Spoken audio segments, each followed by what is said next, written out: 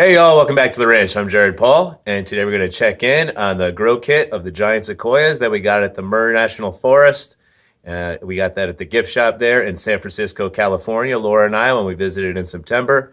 When we planted them, we had to cold stratify them in the refrigerator for a few weeks, and then about 2 or 3 weeks ago, we took them out of the refrigerator, popped them on a nice seed warming mat under grow lights, and we've had them going for 12 hours on, 12 hours off ever since. So we're going to take a look at those and some other things, get the updates. And that's all coming up on today's episode of Jarhead Bonsai.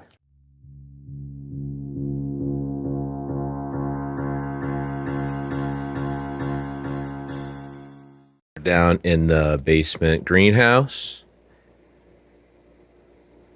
That healthy glow is a full spectrum LED light in the ceiling. Boom, boom. There's 4 around the room if you haven't been following. But what we're focusing on today is the success of right here. These are giant sequoias from the Muir National Park. And let me get this unscrewed so that you can see it. Here, stand by. So here we go. I got the lid off. And you can see more clearly now. We got 2 healthy ones already jumping up. It hasn't been that long since I took them out of the refrigerator, so they cold stratified.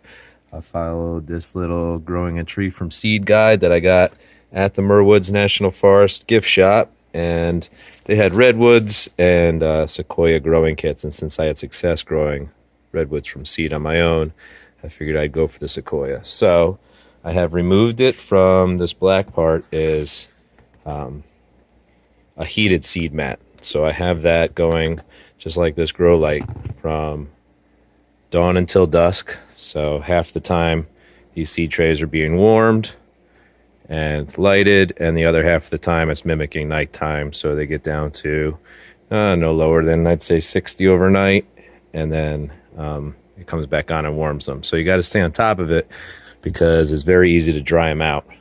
So one of my fails, let's see if we can even see them now. Yeah, you see these little crispy guys?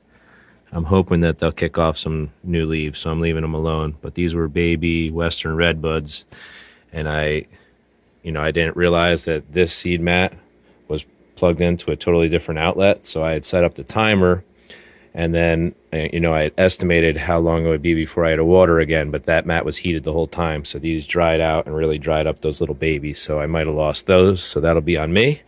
But while we're down here, why don't I show you a couple other successes. So this is a weeping white pine, Pinus strobus. And I didn't even cold stratify these. I got one pine cone off of a really special tree that's on one of the walks I do with a client weekly. And well, they're already jumping up. They're pretty cool. They got those red trunks on them. So there's 2 of those.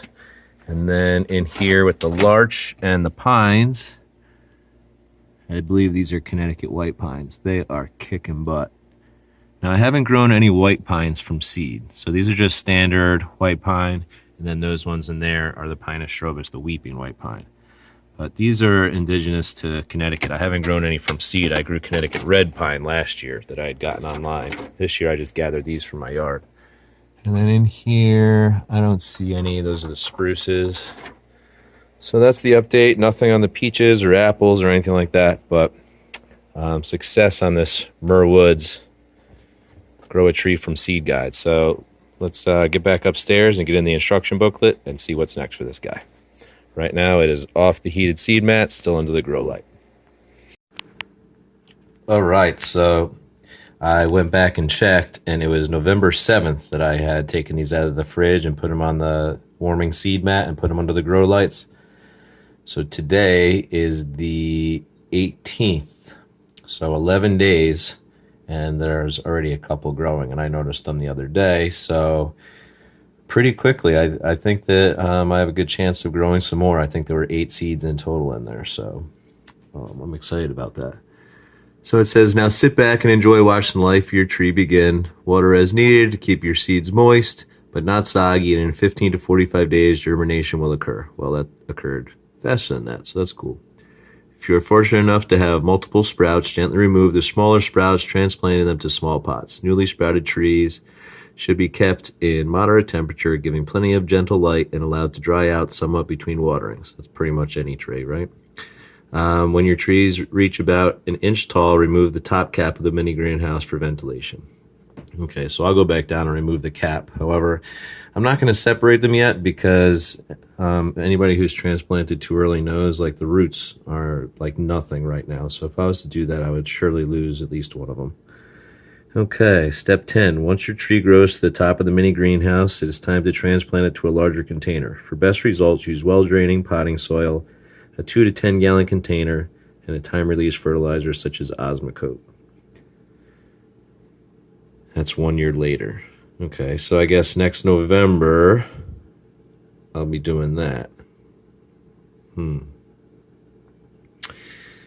I don't know that I agree with that because I have some that are a year old and they would be blowing that container like to bits with their root system. So what I'll probably do is in early spring, I'll transplant whichever ones I have in there to their own little pot, or maybe even separate them in a few weeks once they're established, and then transplant them to larger pots to go outside, in the spring. Number 11.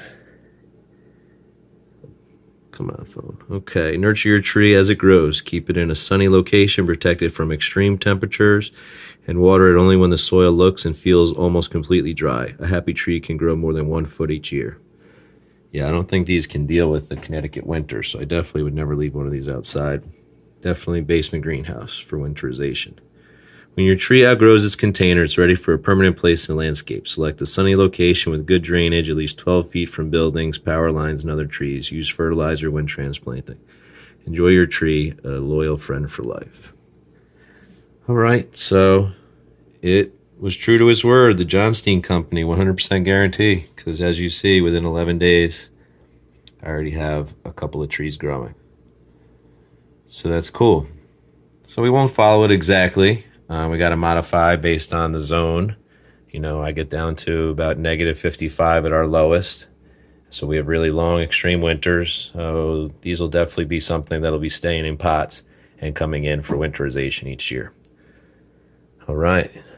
So that's going to be it for the giant Sequoia video today, y'all. Hope you enjoyed it. Got plenty coming down the pipeline, so check back with Jarhead Bonsai on the regular. If you did enjoy it, please hit the subscribe, like, and notification bell for the next ones to come. Have a great day, y'all.